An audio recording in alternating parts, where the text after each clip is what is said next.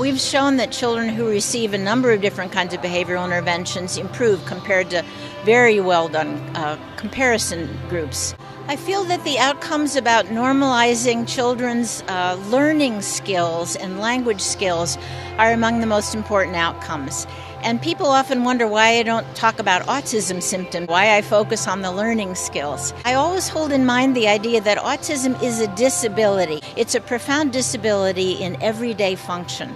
And when children are showing that they can perform well on every kind of measure, in school, in social life, in language abilities, in their learning rates, then it's clear that they are not impaired children.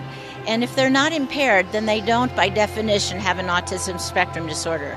They may have some quirks, they may have some individual characteristics. And I think the children are showing this, that it is possible for many of them to be able to end up without significant impairment by the time they're school age. Our sense was that if the children could just learn to interact with other people, all the rest of this would fall away, and that they would then be adequate learners and start to speak.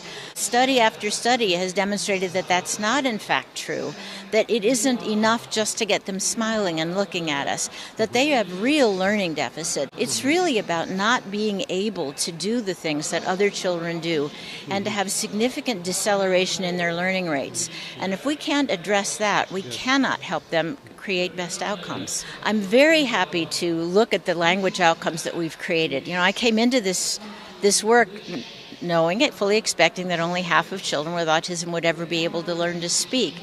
And it was many years ago that we set a goal of 90%, hoping, wondering, it was like magic. And then when we did, it was like, oh my gosh, it's really true.